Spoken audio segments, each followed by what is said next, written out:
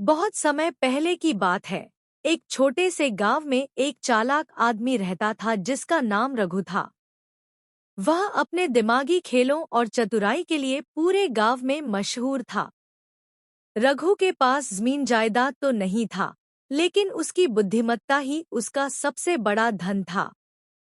वह बिना ज्यादा मेहनत किए अपने दिमाग से पैसा कमाने में माहिर था।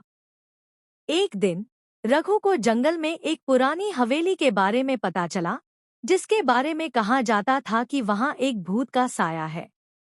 गांव के लोगों ने उसे चेतावनी दी कि वह वहां न जाए, लेकिन रघु ने तय किया कि वह हवेली में जाएगा और भूत को अपने फायदे के लिए इस्तेमाल करेगा।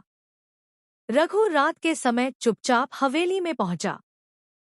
हवेली बहुत पुरानी और डरावनी थी। जैसे ही उसने दरवाजा खोला, उसे अंदर से एक ठंडी हवा का झोंका महसूस हुआ। हवेली के अंदर जाते ही उसे अजीब सी आवाजें सुनाई देने लगी। अचानक एक सफेद छायादार आकृति उसके सामने प्रकट हुई। भूत की गूंजती हुई आवाज आई। कौन हो तुम? रघु ने भूत से कहा। मैं रघु हूँ और मैं यहाँ तुमसे एक सौदा करने आया हूँ। भूत हंसा और बोला। सौदा मुझसे? इंसान, तुम जानते नहीं कि मैं कितना शक्तिशाली हूँ। मैं तुम्हें एक झटके में मार सकता हूँ। रघु मुस्कुराया और बोला। अगर तुम सच में शक्तिशाली हो तो मुझे एक रात में सोने का महल बनाकर दिखाओ। भूत हंसा और बोला। ये तो मेरे लिए बहुत आसान है। और फिर उसने अपने जादुई हाथ हवा में घुमाए। देखते ही देखते वहां एक चमचमाता हुआ सोने का महल खड़ा हो गया। रघु मन ही मन खुश हुआ, लेकिन उसने अपने चेहरे पर हैरानी का भाव दिखाया और बोला, लेकिन असली ताकत तो तब दिखेगी जब तुम इस महल को गायब भी कर सको। भूत ने तुरंत महल गायब कर दिया। रघु ने अगली परीक्षा रखी। अगर तुम सच में शक्तिशाली हो तो इस नदी का सारा पानी सुखा दो। भूत ने एक पल में नदी का पानी सुखा दिया। रघु ने फिर से चालाकी से कहा, अब इस पानी को फिर से ला सकते हो? भूत ने जादू किया और नदी फिर से भर गई। अब भूत को समझ नहीं आ रहा था कि यह आदमी क्या चाहता है।